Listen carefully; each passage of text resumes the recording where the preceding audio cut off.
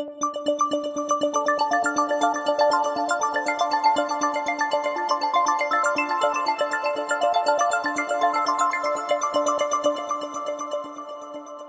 Butler Lampson, and Barbara has asked me to introduce Jim. This is Jim Gray, currently a colleague of mine at Microsoft. Jim and I go back a long way because we were both students at Berkeley in the late 60s. Since then, Jim has worked at a variety of industrial labs, IBM, Tandem, Digital Equipment, and recently Microsoft. And he is one of the pioneers of the database and transaction processing business, and indeed laid many of the conceptual foundations for transaction processing that we all depend on today to get our bank statements and our airline reservations and all kinds of other things to work. Right? I'm sure you all have bank statements that don't work. Keep my mouth shut. I remember a few years ago I got a whole series of bank statements that had entries of the form September 15th, $100 taken out of the ATM machine. September 15th, $100 taken out of the ATM machine. September 17th, canceling the second $100 withdrawal from the ATM machine. So clearly that was a case where the non-transaction processing system hadn't done the right thing, and some person came along afterwards and said, oh yeah, I recognize that mistake, undid it by hand. So transaction processing is really wonderful stuff. In fact, it took me many years to, even though I worked on some of it more or less in parallel with Jim, it took me many years to realize how wonderful it is. It's this pixie dust that you can sprinkle on programs. You have a completely boring, run-of-the-mill, sequential, non-fault tolerant program written by some random application programmer, and you sprinkle TP dust on it, and it magically becomes concurrent, it magically becomes fault tolerant, magically it gets automatically scheduled and load balanced, and everything you could possibly wish for. And it's the only thing like this that we know how to do in computing. If any of you can figure out another thing like that we could do, another kind of pixie dust that we could sprinkle on programs, that would be a fabulous achievement. Anyway, in recent years, transaction processing is more or less solved. Jim has moved on to other aspects of computing having to do with large quantities of data. A few years ago, he built a system called the TerraServer, which you can find on the web at terra.com, right? TerraServer.com? Well, TerraService.net is the one that's really good. TerraService.net. TerraService as opposed to server because it's a web service. It also does the old stuff, but it does a lot of good new stuff too. It has a huge collection of satellite images of the world, and you can zero in on your very own house. Or what the resolution is good enough that you can sort of see a blurry thing that corresponds to a car, right? It's 1 meter, so if you have a small car, it's blurry. But if you have an American car, it's more than there'll be several 3 meters, 1 meter square. So. There'll be several pixels, so it'll be good. Several pixels. And today he's going to talk to us about the next giant real-world database project, which is astronomy.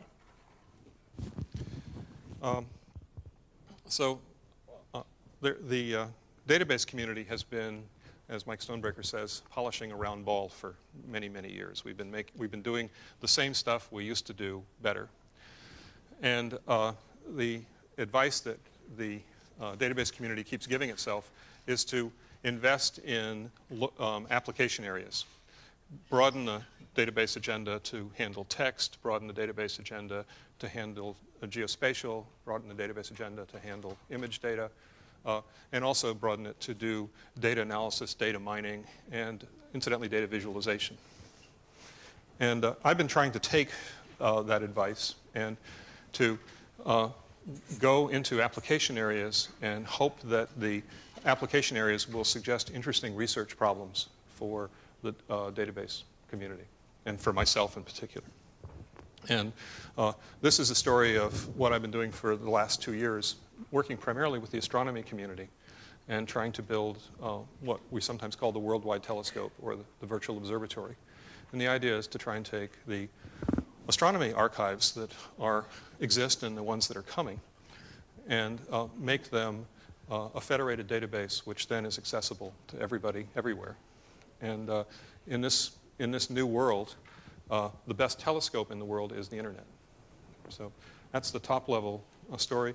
In doing this, I found myself working with quite a few people. I work with the people at Johns Hopkins quite closely. We correspond daily, basically, particular Alex Saleh. Peter Kunst is now at CERN. Ani Thakur is still back at Johns Hopkins. And also, to federate a database, you have to have two databases to federate. So I've had to try and find somebody else who has some data. And it turns out that the people at Caltech have both the Palomar Observatory and the Keck Observatory and have lots and lots of data from both of those telescopes. And so I've been working with them to get their data online. And now we're right in the throes of federating those two databases. So this is very much a work in progress. So what I'm going to do is first talk to you about astronomy data, then I'm going to talk to you about the virtual observatory, and then talk in detail about the Sloane Sky Survey. I'm giving a talk tomorrow that dovetails with this one that is much more detailed about database aspects. It's going to slight the first two parts of this talk and focus much more on the third part. So at the top level, what I think is really going on here is that there's theoretical and empirical science. And there's typically a tension between theoreticians and empiricists. In the last 50 years, there's been a new kind of science that's become increasingly popular and influential, and that's computational science. But most of computational science over the last 50 years has been simulations. People build an analytic model of some physical system, and they simulate it. And they try and understand the science associated with a mechanical system or a physical system or a biological system by simulating it and use that as a way of building a scientific theory. Something that is happening increasingly now, and it's been going on really for the last 15 years, but we are, at least in astronomy, at a cusp right now, is that in the old days, people would go to the telescope and look through the telescope and write down what they saw. And then they would, when cameras came along, they would take a camera and put it at the other end of the telescope, and then they'd look at the film. But fundamentally, it was humans looking at data. And people would do most of the data analysis. And in this new world, there's a scientific instrument, be it the accelerator at CERN or be it the telescope the people that I've been working with are using in New Mexico. And that device collects lots of data. And its basic unit of data is a terabyte, and which is to say 1 million megabytes. And it takes that data and it sends it off to a data pipeline. And the data pipeline takes that data and processes it and turns it into, in the case of nuclear physics, events, and in the case of astronomy, objects and spectra. And those objects and spectra go onto a disk. And at some later time, the astronomer comes along and looks at those objects and spectra and treats the collection of all the objects and the collection of all the spectra as a corpus, and they do analysis on that corpus. Sometimes looking for odd things, sometimes looking for trends. Okay? And this is a different kind of science. It's computational science, but it's data mining rather than simulation. You have, in essence, the universe is your simulator, and you're getting the data out, and there's a lot of it, and there's so much of it that no human being can look at it. You need a robot to analyze the data. Okay. So the astronomers, fundamentally, like many sciences, are writing Moore's law. So the picture at the bottom is the CCD chart. This is optical astronomy. The picture at the bottom is the number of pixels, or in fact, I think, is it megapixels? The number of megapixels that the astronomers have that's hiding behind some large telescope. The graph at the top is the number of square meters of telescope. So the picture at the top is how many photons they've got to work with. That's the aperture. And the picture at the bottom is how efficient they are at harvesting those photons. And the CCDs are getting better and better and better. Right now, the astronomers have about a gigapixel. Right now, the astronomers are building a single telescope that has a gigapixel CCD. So what's fundamentally going on is that every 2 years, they double the amount of data that they've captured.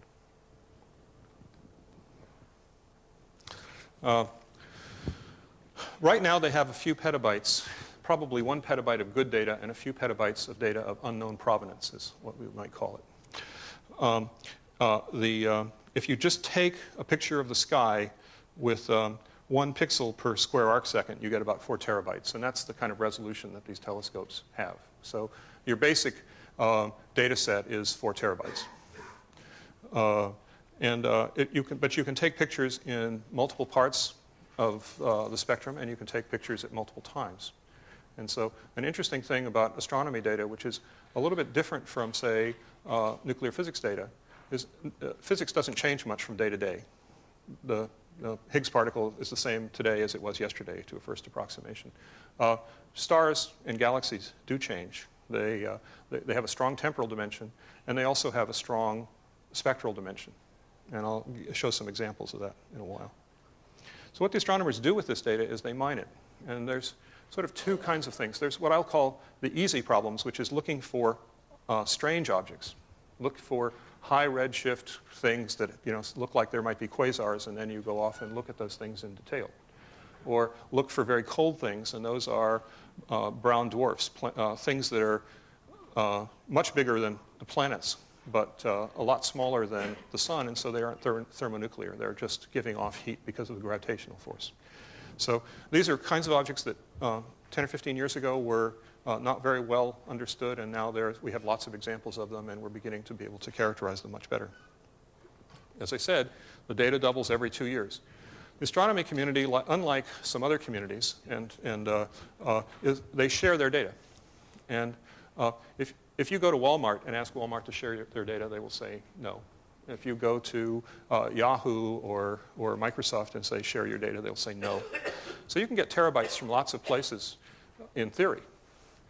But in practice, you can't.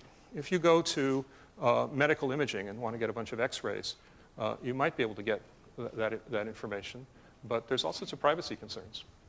An interesting thing about the astronomy data is it's completely worthless. There's no commercial value associated with astronomy data. Okay? So, in fact, we've done stuff of Earth observation and pictures of your backyard. Turns out that has commercial value, and there's all sorts of stuff of stepping on people's toes because you're publishing something for free that they could sell. So one interesting thing about the astronomy data is there's lots of it. It has interesting dimensions, temporal, spectral, and others. And it's free, and the astronomers have a history of sharing and of publishing their data. And these things, I've actually looked hard for data like this, and it's not trivial to find it. This is actually one of the best examples I've found. So if you do the math, an interesting thing about doubling times is that what happens in the next doubling time equals what happened in the history of mankind. Okay? So the area under the curve in the next 2 years equals the area under the curve, all integrated back to 0, t equals 0. So the amount of data that they're going to get next year, or next 2 years, is equal to the amount of data that they got in the history of mankind, the next petabyte. Okay? But the old petabyte is public. So there are people who have access to the old petabyte and maybe 10% of the new petabyte. And then everybody has access to the old petabyte. So some people have 55% access and some people have 50% access. So this is a huge democratizing influence in astronomy. People in Africa can get to this data, people in Asia can get to this data, and of course people at Caltech can get to the data. The people at Caltech and Johns Hopkins have 55%, and the people everywhere else have 50%. Okay. But just exactly how do I get to that 50%?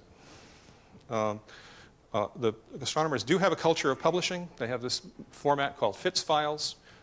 So fundamentally, you can go to one of these archives and you can say, I'd like to download the archive. And of course, get started. If you're in Africa and you have a phone line, voice grade, don't try and download a petabyte to it. And once you've got it, where are you going to put it? But probably more troubling than that is that the details of publishing are really hard. There's a book by Douglas Adams called The Hitchhiker's Guide to the Galaxy. And the theme of that book, it has several themes, but boiled down to a simple one-liner, the answer is 42. Okay? So all of astronomy can be summarized, and in fact all of existence can be summarized that way. So Now, the problem is you have to ask atoms, so what are the units on that? Okay?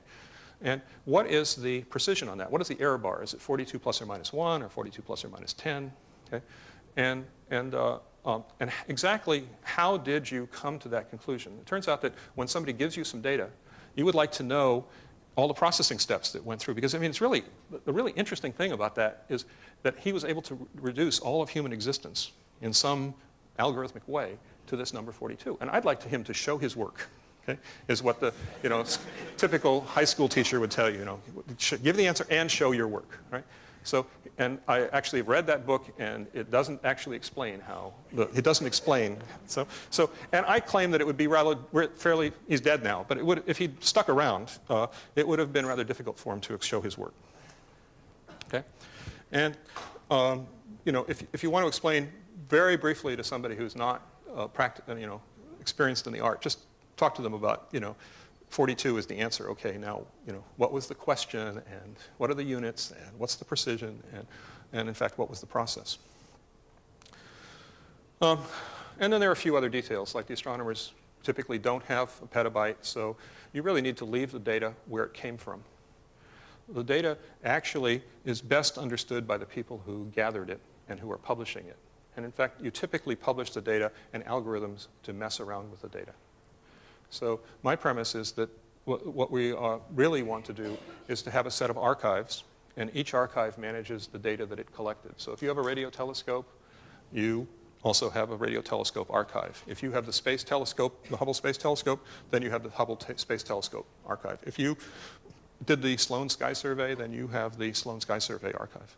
And now consumers of this data want to go and treat all of these archives as a homogeneous set of data and ask questions of it.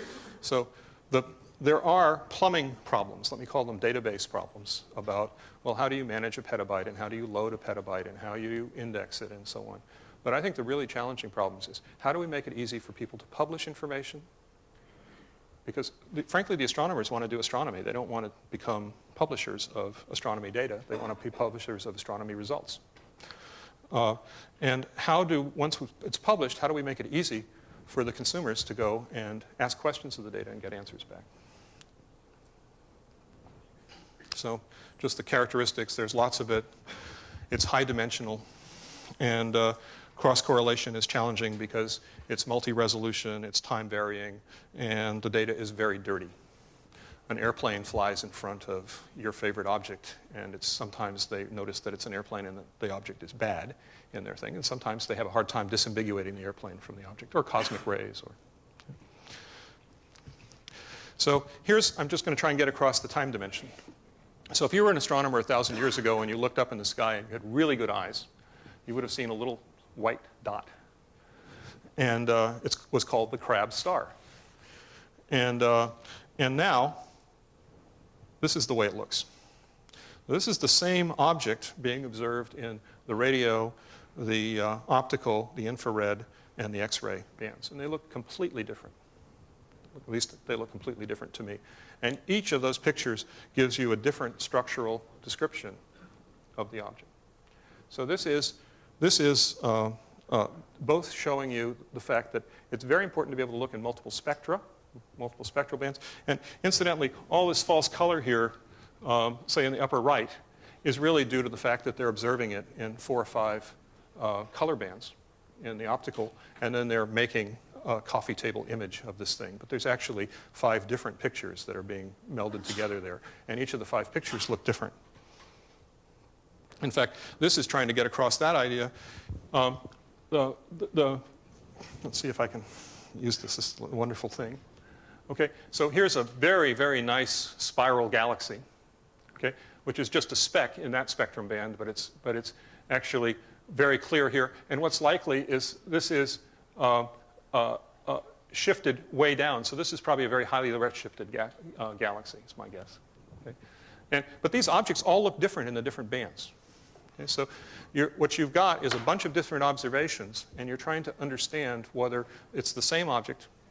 And objects vary over time. And I showed you the Crab nebula / Crab star varying over time. So here's the basic mathematical problem that we're up against. Somebody gives you a bunch of data, okay? And that's this picture up at the top. And you would like to break that data into clusters. Okay? And you know, the way we are approaching the data today and the way the astronomers have approached the data historically is, in the old days, they did it by hand, and increasingly they use computers. And more, they're using data mining algorithms and clustering algorithms and much better algorithms. But still, it's manual drive. Okay? So what would be really nice is to have automatic transmission, which is to say you pour the data into the database and it wanders over it. Because the way they do this analysis is they operate in 2 dimensions and they plot things. And if you go into an astronomer's office, the wall is covered with 2D plots. And if you go and look on their desktop in their computer, it's covered with window after window after window of the same data plotted x versus y, y versus z, x versus z, and so on, and convolutions of x, y, and z. Okay. So what would be nice is if you could give a data set to the computer and it could go and do all of that for you. And incidentally, the processing element in all of this is then the human eye looking for either a straight line or some trend line. It would be nice if you could get the computer to do that for you really fast. Okay? And it would even be nicer, I'm sure it's going to have some false positives, but it would be nice if some of the things it suggested were useful, things that people hadn't observed. And one of the things you'll notice right away about what I said is that the astronomers are now very good at finding 2D correlations, but they're not especially good at finding 3 and 4 and 5D correlations. It happens, but the methods I described don't really show that.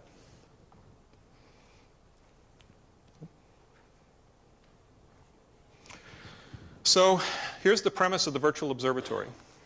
Most of the data will be online, so the world's best telescope is the internet. Okay? The nice thing about the internet is it has data on every part of the sky. Okay?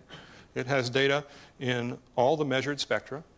The data is as good as the best instrument 2 years ago. Because I said the reason the data isn't public immediately is that the astronomers typically work a decade to build their instrument. So they would like to have first shot at the resulting data. Okay? It's hard for me as a computer guy to imagine starting a project where I'm not going to get my first result for 10 years or 15 years, and I'm going to have to sink $100 million into it. But in fact, I just was visiting the people at CERN. They're going to be about $10 billion in the hole before they get their first event out. The official story is it's going to take them 10 years, but it's probably going to take them 15 years before they get started. Okay? So this is big science. Okay?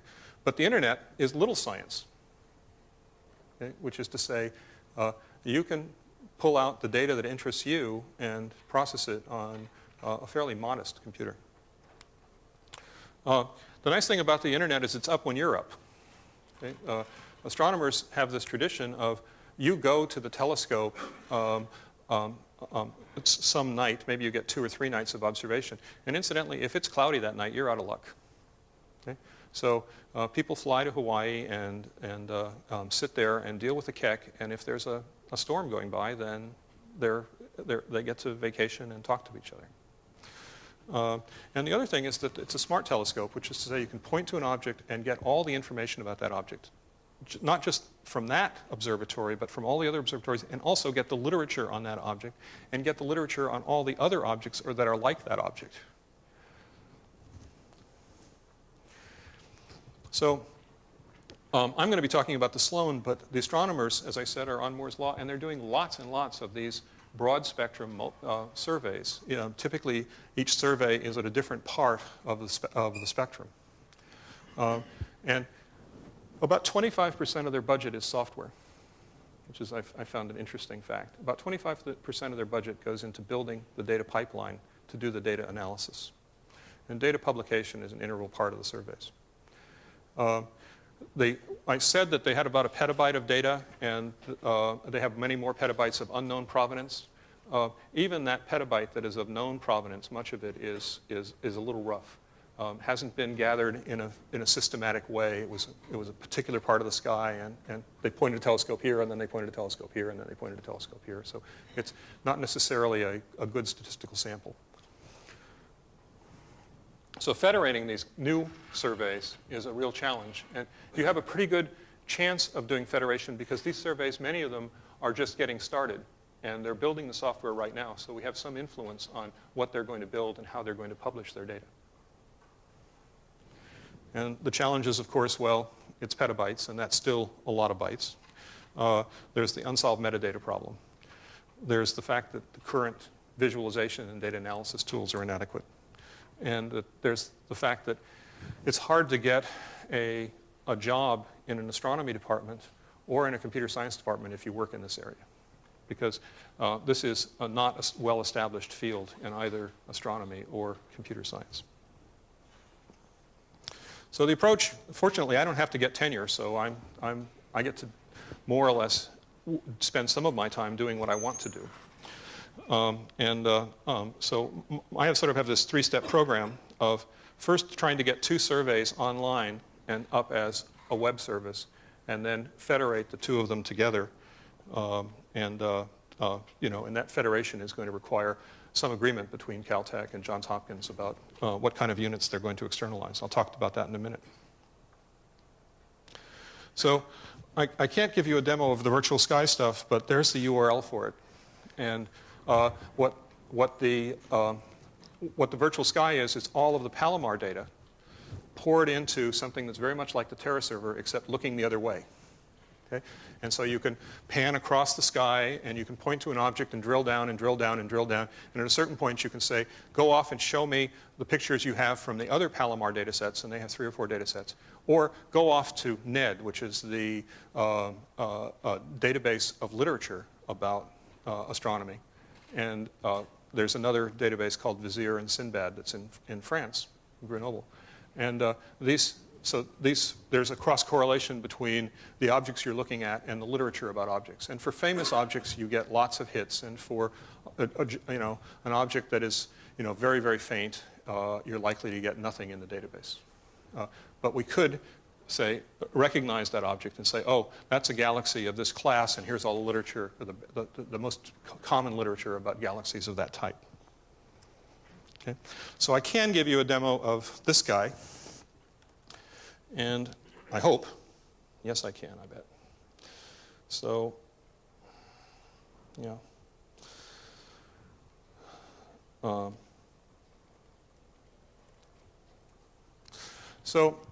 I have a 1% subset of the Sloane data on my laptop here, and I have a little web server that goes along with it. And here's the front page of the SkyServer. And it has some interesting components to it. It was originally done as a so-called outreach project. It was originally done to make the NSF happy that the Sloane astronomers are helping K through 12, okay, which turns out to be an important thing for the National Science Foundation.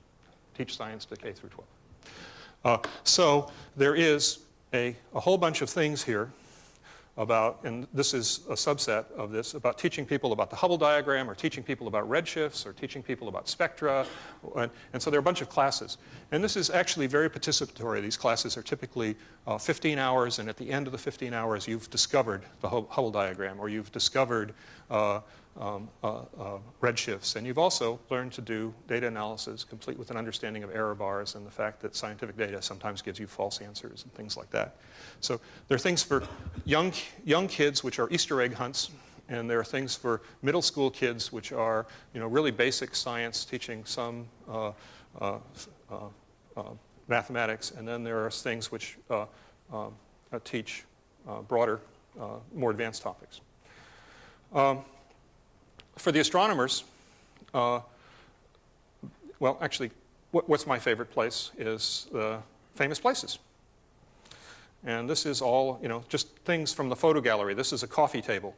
And you can point to one of these things, and, and those are 2 galaxies that are interacting. So this is stuff that's just, from the database, things that were found that were interesting. But But you can also go to this thing and get information about the objects in a certain part of the sky. So now we're actually going off to the database. Okay? And that's the summary information about all the objects in a certain neighborhood. And you can type in a latitude, or a right ascension, a declination, and a radius or a bounding box and get information about these things. And you can get more information. Incidentally, the scary thing is that's the SQL, and we're trying to teach people SQL, which is probably a stupid thing to try and do, like teaching a pig to sing, I think. I mean, we ought to teach people better tools than that. But you can actually type in raw SQL. Not proud of that. Okay, but you can do it, and it says not for the faint of heart. But we are working on a GUI interface where you show people the database schema and they point and click and the joins are done for them, and simple kinds of queries can be done that way, and we're working on trying to make more complicated queries work. So this is the TerraServer kind of approach where you can point to a spot in the sky, and now that's the blow up of that spot in the sky, and you can point to that spot, and there's the detailed information about that spot, or the summary information. That's the point in the sky. It's a galaxy. It's 19th magnitude in the green and 16 in the red. And here is the detailed information from the database about that thing. I said it was high-dimensional data. There's like 400 attributes associated with that thing.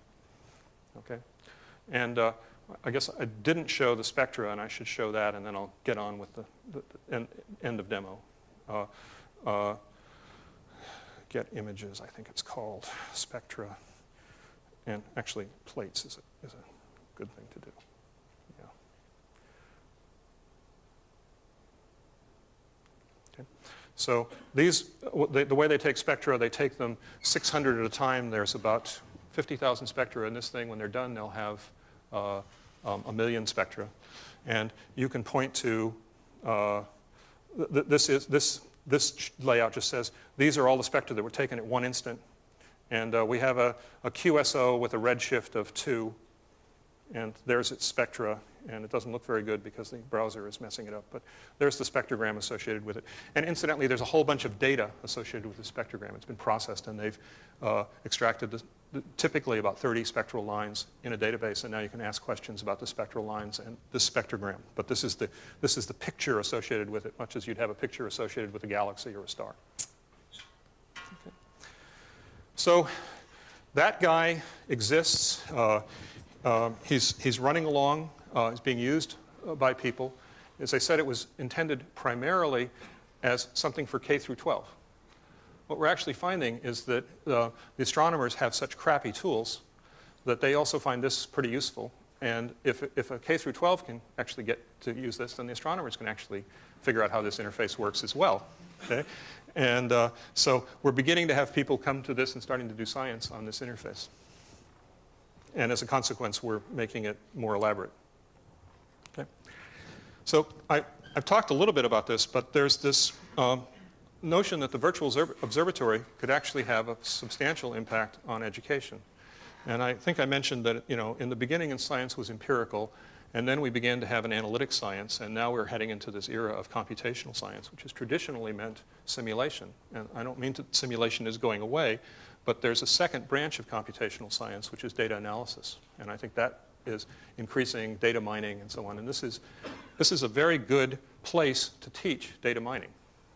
So here is a data set. It's public. You can actually get a tiny version of it on your laptop. You could put this in schools, and you could teach people how to do data analysis with this. And in fact, that is being done. So it's actually a nice way of teaching astronomy. You can talk to people about a certain kind of astronomical phenomena, and then you can go off and have them either discover it or explore it. Okay. So what next? After we've got the data online, and after the web servers are serving up those HTML pages, and I guess I didn't show, but I could have clicked if I'd done the SQL and gotten XML out, so it'll produce XML or HTML or comma-separated lists, and we're working on having it produce FITS files, which are the lingua franca for the astronomers. So how do you actually publish the data? So one answer is, oh, well, you just publish XML. Okay? And perhaps you publish a schema, and you're done. And the problem is that bytes are the wrong abstraction. Barbara's here. You folks have been leading the OO charge for many, many, many, many, many, many years. I forget who it was, but somebody said algorithms are programs plus data. Was it Worth? Is that? Yeah. XML is just data. It's no programs. Okay, so you need to have, when you publish, you need to publish programs plus data. Now, you don't actually publish the source code to your programs. You publish the methods, okay, how to call the program. Okay, so we are struggling with the following challenge. What are the objects in astronomy? I mean, you look up in the sky and you see specks of light, but the astronomers have a much fancier categorization than just, the color of the thing. So what are the objects? What are the methods on those objects? What attributes do the objects have? Now, clearly, we don't know. Every day, people find new attributes for the objects. People find that new things are important. Okay? So whatever you decide, you're wrong. Okay? But there are a few things that we know. The objects have a position in space as of a certain time, and they have a velocity in space. And some of the objects, we can measure the velocity. So there's some stuff in 3 space. There's, in a particular spectral band, there's something that you measure. And of course, everything is measured at an instant in time or a period in time. So there are a whole bunch of parameters that are sort of standard that the astronomers can measure. So we're trying to come up with, essentially, what are the basic things that are known about objects that everybody can agree to, and then an escape mechanism, which in fact is XML, to let people describe everything else. In fact, the TerraServer is an example of this. What we have done for the TerraServer is turned it from a web server, which serves up HTML pages, to a web service which answers RPCs.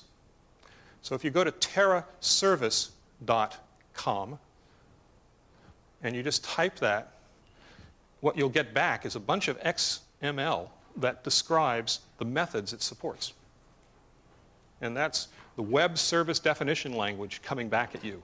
So this is IDLE for the internet, interface definition language. And if you go to UDDI or Disco or something, you can discover the Terra service and discover that it's a geospatial server. But what that stuff that comes back to you is a list of all the methods you can do. And there's a schema that's referenced in those methods that say, okay, I return place names, and I return images of spatial rectangles, and so on. And all of the notions of what is a place name and what is a spatial rectangle and so on are defined in a schema. Again, a piece of XML. Okay? So now you can go and say in your program, new of TerraService. You now have a handle. You can now call a method that says, give me a picture of my house, okay, which is bounding box is, this is the upper left-hand corner, this is the lower right-hand corner in latitude and longitude. And the next thing you know in your address space is a bitmap of an aerial photo of your house. And what's happened is an RPC has gone off to this thing. It's been marshaled into XML, gone across the internet, unmarshaled at the other end, turned into a real RPC, routed around in the database, come back, stitch together the image that you asked for, take that image, marshal it into XML, send it back to your program, unmarshaled back into your address space.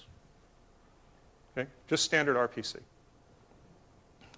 And if you want, you can say, no, I don't want it. I want to see the XML. I don't want to see it in Java classes, or I don't want to see it in C structs. I want to see it in its original form, which is the raw XML. Okay?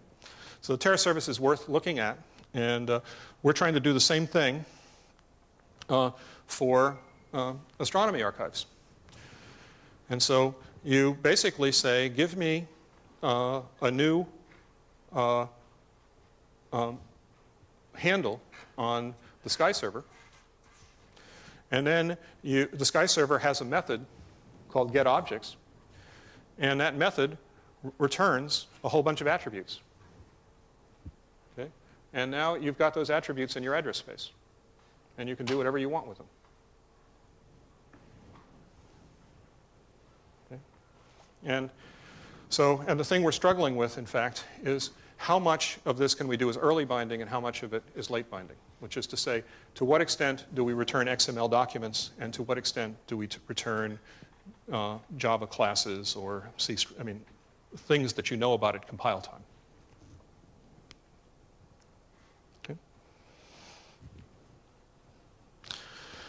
So now I'm going to segue to a little bit of discussion about the Sloane itself and what I've been doing with that data. Again, these guys have been building an instrument for about 12 years. Last year, they gathered a bunch of data. They have about 3 terabytes of raw data and about 50 gigabytes of cooked data. And when I say cooked data, these are 15 million objects and lots of attributes associated with the objects. So that little disk drive there is 60 gigabytes, so it's actually 80 gigabytes. It easily holds all the data. And this is not the image data and the raw data. This is the process data. It has all the spectra images, but it doesn't have all of the cutouts of the various galaxies and stars.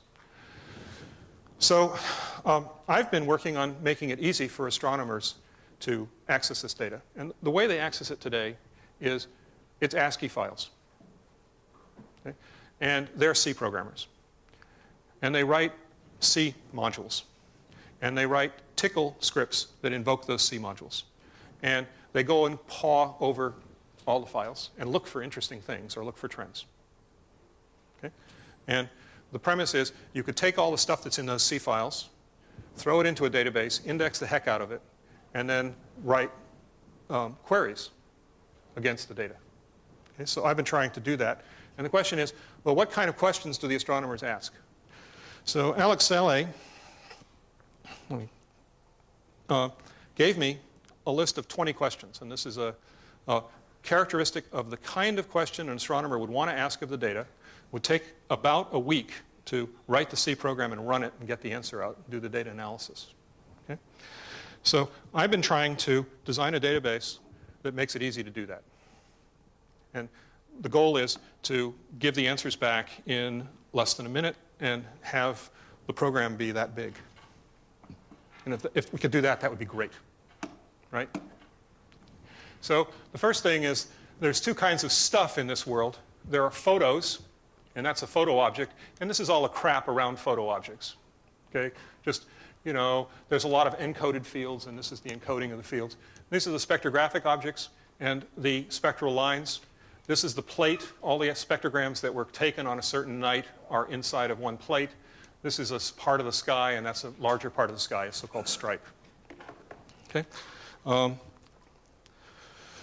Many, many, many of the astronomers' queries are spatial. So I had to implement, and the particular database I work with doesn't have spatial access in it, so I had to implement a spatial access method. Embarrassingly, other products do have spatial access methods, but they don't do spherical very well. So I probably would have had to do the same thing in somebody else's product. Those are the 20 queries. So here's a typical of one of the 20 queries.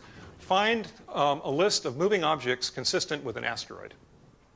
So what does it mean for something to be an asteroid? Well, it means it's moving pretty fast. Okay?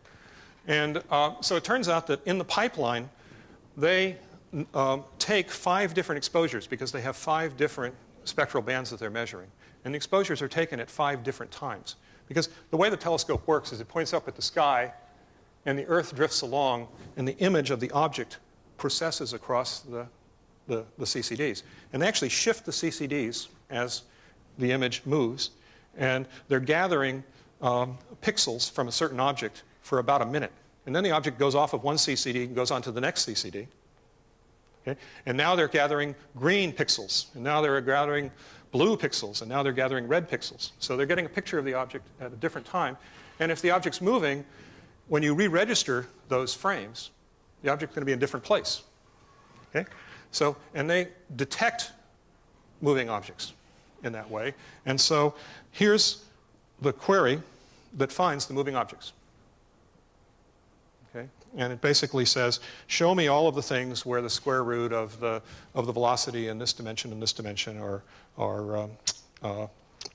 greater than a certain threshold. And so we did that, and the guy who is serious about these things says, no, I want fast-moving objects. I don't want slow-moving objects. Slow-moving objects, I'll recognize that they've moved. But if they move a lot from frame to frame, I won't think it's the same object. I'll think it's a different object. So here is a picture where the object was there when we were taking the blue picture, and then we took another picture and another picture, and then it registered in the red, and then it registered in the green. And those show up as 3 different objects in the database. Okay? So now what we have to do is to paw through the database and find something that's very elliptical in the blue and has no other spectrum. And then all of a sudden it's very elliptical in the red and has no other spectrum.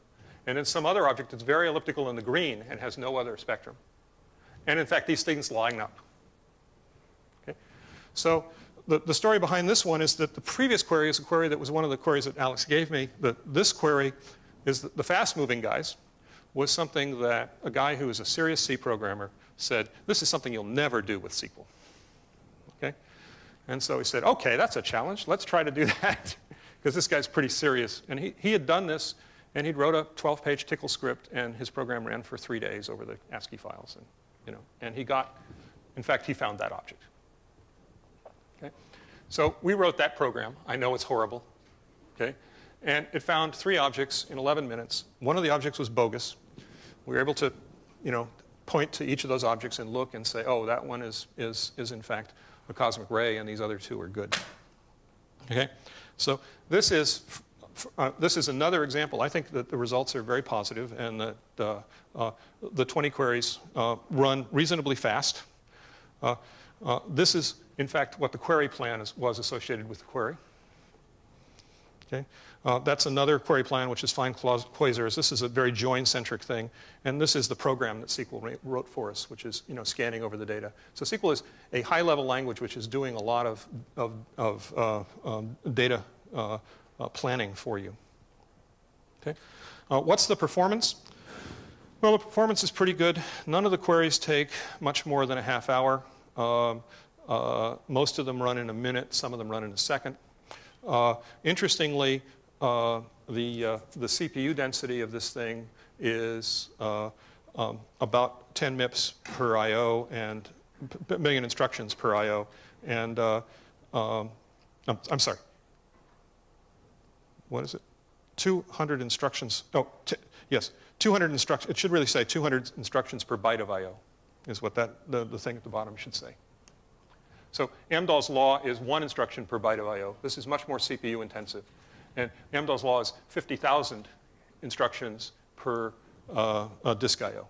And so this is a much more CPU intensive application than the typical TPC, ABC, transaction processing kind of thing. But the fact is that gigahertz processors are really good at this, and in fact, you need a lot of disks to keep one of these processors busy. Okay. Summary, all the queries run. Many of the queries are needle in a haystack things. You just scan through the entire database. And so the goal here is to be able to scan through the database very fast.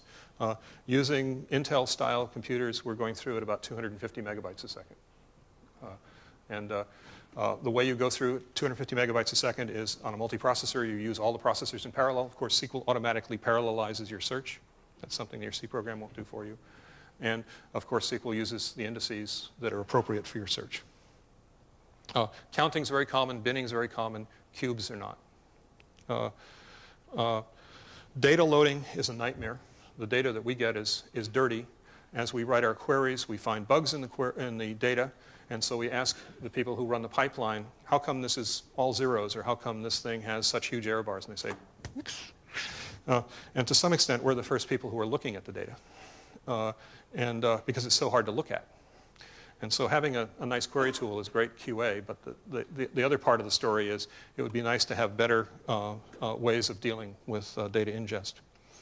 And parallelism is big win, and the sequel looks pretty positive. So sort of the call to action, all talks are supposed to have. So what should I take away from this? So if you do visualization, I mentioned that we have 20 database queries and 10 visualization tasks. We have made 0 progress on visualization. If you do visualization, help, I think is the simple thing. There's nobody with a good visualization agenda working on this problem as far as I can tell. If you do databases, here's some data you can practice on. If you do distributed systems, the whole idea of web services and how you integrate web services together, this is, again, a really great testing ground for your ideas. And if you do astronomy education, here's a great resource. And just as a side comment, the astronomers are very nice people. They have this whole cooperative thing. I mean, they're kind of weird people. They work at night, they work alone, and so on. And so you might think, boy, these people are misanthropes. But no, they're actually fairly pleasant. And the senior faculty put the junior faculty or the graduate students' name first on the papers, which is a sure sign of something good going on.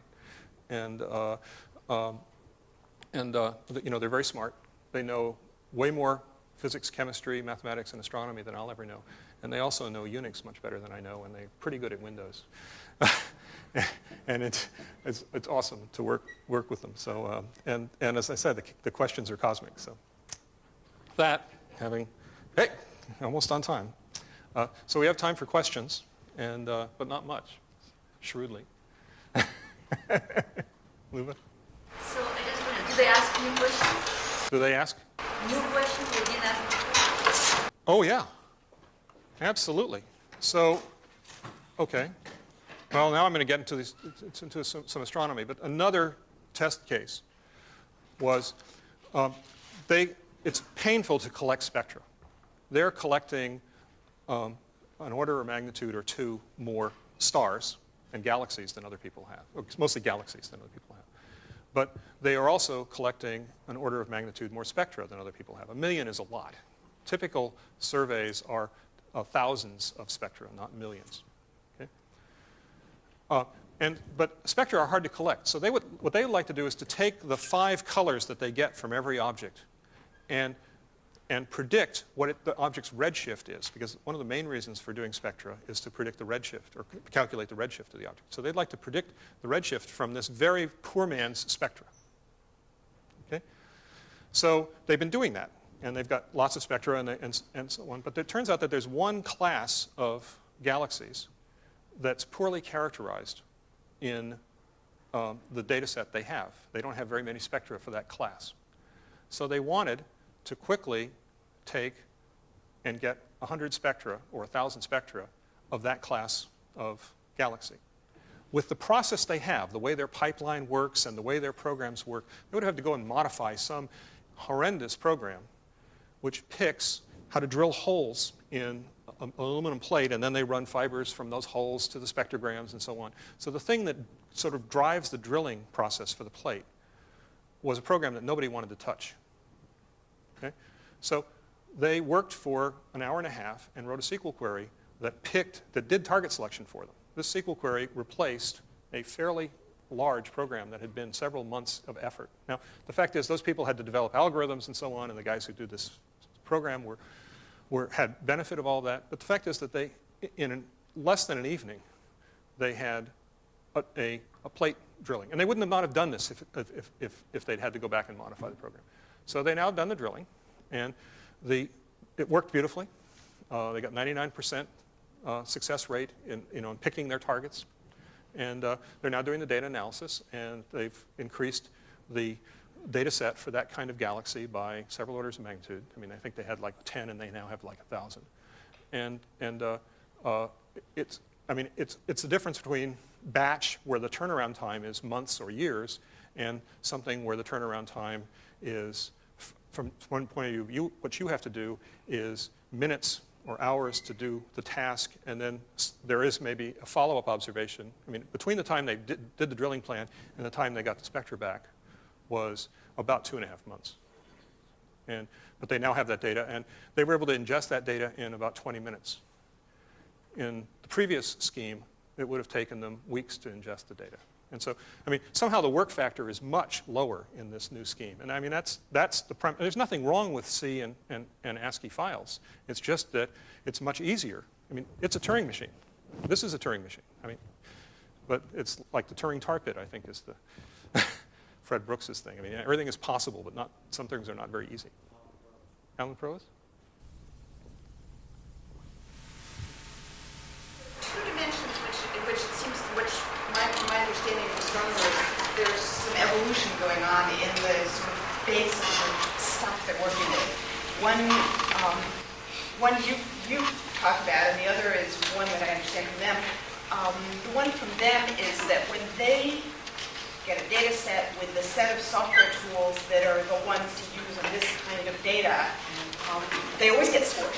Because the first thing they do is they start modifying it.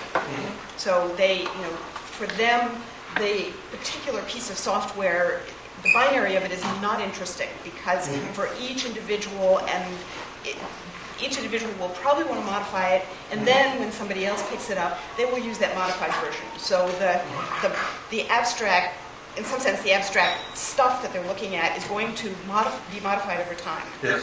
The other piece of it is that, in fact, your example of the object that's moving in time and in different spectra causes one to say, well, okay, so there were these 5 different sets of data. Now, in fact, the underlying data could be made richer by saying they're actually all one object and this way and that way. So database people don't normally, I don't think, unless I'm mischaracterizing database people, I mean, the object-oriented world tends to say this is an object, it's a table and it will always be a table, it's got a type or it's got a definition, and that is its definition forever.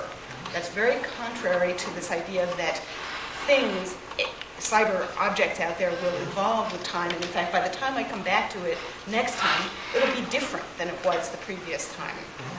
How do you reconcile those two different views of the world? Well, yeah, that's I was hinting at that when I talked about the trade-off between RPC, where you get back an object with known fields, and RPC, where you get back an object which is an XML document. Okay? And it's not just database people, it's language people. Okay? I mean, you've got no name for that new field because it didn't exist when you compiled the program. Okay? So this is the early binding, late binding discussion. And it's not peculiar to databases. We already see schema evolution in this. We're actually on version 3 of the schema, and the tables are just proliferating. They're being decorated by the side. People are adding more and more and more things. It's not just, okay? And, right. Well, certainly it's built in,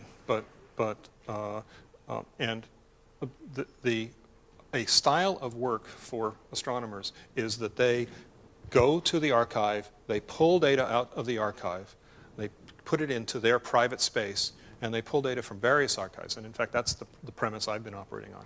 And they have, and from that base, they then go forward and do the kinds of modifications you've been talking about. And But then you have that become available to the rest of the community. absolutely, yeah, So that yeah. it's- So now you find yourself wanting to publish code as well as data. Yeah, and I'm not there yet. I guess I'll get there real soon. You're right. First aside, I use the example as the reason why you want to reshift representations. But it's a cultural question. I remember Cliff Stahl complaining that the internet basically was terrible because he became an astronomer, so he could hide on a mountain in Chile and look at the stars. They can no longer justify that because you do it remotely. When you switch from astronomy being 99% programming to 1% programming, 99% astronomy, what happens to the culture and how do the people react? Well, so I think it's actually what's happening is subcultures are growing. There are people who are curators of the data. There are people who are, the telescopes aren't going away. There's more pixels coming. There's going to be people, it's going to be possible to operate telescopes and in fact to plan things. But in fact, the people who go to the Keck find that when they go up on the Mauna Kea, is that the name of it? The air is very thin up there and they don't think very clearly. So they actually stay down at sea level and operate it from sea level. And you know, there's this stuff about, oh, well, you can log onto a telescope anywhere in the world and observe, but I've actually done that. And the thing you realize is, well, a telescope actually takes a while to do the exposure, and then it has to process the image, and it's not an interactive experience. You take a picture, you wait, and then 5 minutes later you get the image. And so, I mean, there's The analysis. What? It sounds like analysis was all programming, very little analysis. So I think there's going to be a culture of people who run the telescope, okay, and decide mission planning and work on telescopes. There's going to be a culture of people who curate the data.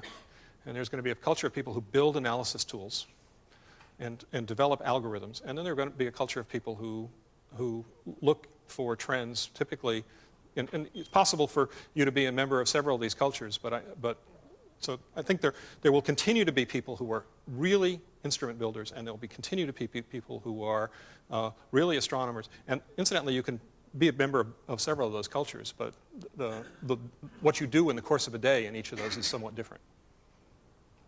And, you mentioned metadata as being an unsolved problem. How are you tackling metadata as a problem? How do you see it evolving into the future? well, I'm struggling. How am I attacking it? Bottom up. I'm looking at the astronomy data and trying to figure out how to publish it in a way that would be understandable. And I'm using XML schemas. Aren't you doomed to failure by taking? Yes, yeah, I am. But I mean, I don't have a better idea. Are you using any of the existing standards for metadata as a starting point? XML schema. That's a little to the level of thinking about Merlot, Ariadne, or any of the other metadata standards that you have. Actually, I've been working with the astronomy community, trying to, say, okay, So you're building what? a new Huh? You're building a new one. Well, maybe. Could you guys explain what you're talking about? Well, we have all these objects that are arising out of this massive amount of data. And there are a number of characteristics at a high level that can be characterized about these objects. That's data about data, metadata. Okay? And how you characterize what you describe in that metadata language is very interesting, and itself tends to change over time.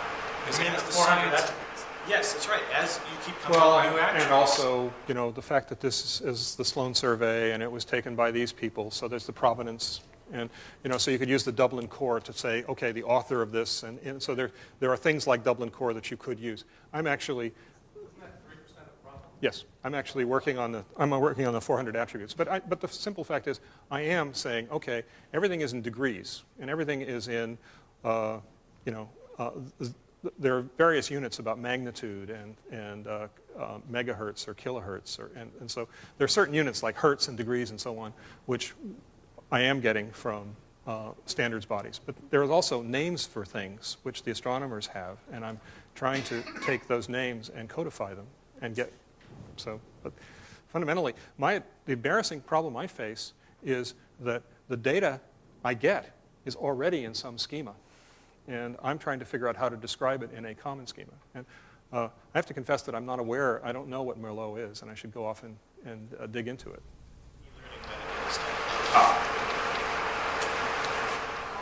Jim, this has been, okay, we'll take one last question.